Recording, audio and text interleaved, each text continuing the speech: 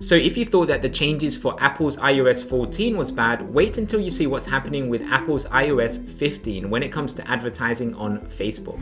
So you've probably seen by now that Apple is asking its users if they want to allow this app to track its activity or not. Now what's interesting is that according to this article, only 24% of people worldwide are allowing the apps to track their activity. And in the US, it's even smaller. Only 14% of people are clicking on that button that says allow app to track activity. So without a doubt, you can see that Facebook is being affected by these new Apple privacy changes. But remember, this is only for iOS 14. iOS 15 is now coming out soon, and that also has some new privacy updates, such as hide my email, which will allow people to sign up with a random email address at iCloud when they're filling in online forms such as lead generation forms. And there's also the new Apple Mail privacy protection, which limits how much data email marketers have when it comes to seeing what people are opening their emails or clicking through on their emails, and anything to do with email marketing is definitely going to be affected. But Apple isn't stopping there. There looks like there's even going to be bigger changes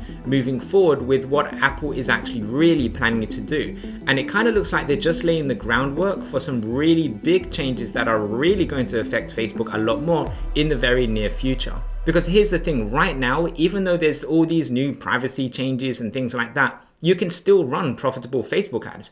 Really, to run good ads on Facebook, it just comes down to the same good marketing principles that people have been implementing for years. So it really just comes down to, in other words, just having a really good ad that solves a big painful problem that people have, and then communicating how you solve that problem in a way that gets people interested and excited to learn more about how you can help them. In fact, this step is so important that it's actually the first step out of my 5 steps to getting predictable leads and appointments every single month with your ideal clients. And if you want to see all the rest of the steps and see the full video that I've recorded, then go to salesappointmentsmasterclass.com and you can watch the free training where I go through how that all works in more detail. But like I said, even with the new Apple changes, it is still now possible to run profitable ads. But what's coming next in the future, that could definitely affect Facebook ads for everyone, no matter who you are and no matter how you advertise, because this new change that Apple seems to be working on behind the scenes seems to indicate that it might be a direct competitor to Facebook itself, and things can change very quickly. So here's what I really think is happening. With Apple, if you look at all of the changes that they've been making, first of all of these privacy changes, even though these privacy changes are good for the users, and that's what they're saying, without a doubt, it is directly affecting Facebook, okay? It's affecting Facebook's revenue and their whole business model. Secondly, if you look at a lot of the new features that Apple is releasing, especially in iOS 15, it looks like they are releasing a lot more social media related features. And they originally started this when they introduced iMessage, but iMessage has been evolving more and more, and it's becoming more of a social network. And it's still not a social network in the way that Facebook or Instagram is a social network, but if you look at the new changes they're making, it is definitely going in that direction.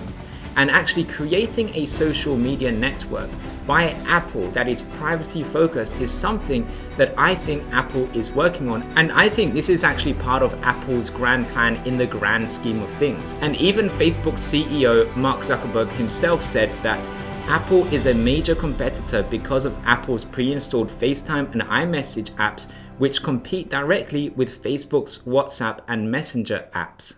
So that's why I believe all of these changes are because Apple are really working on creating a social media network that will be fully integrated into the existing Apple ecosystem. And if you want to learn why I think this and go over some of the evidence that I've put together, then check out this video right here, which goes through why Apple is most likely creating a social media network. And if Apple are launching their own social media network, then what will it look like and how will this affect people like me and you?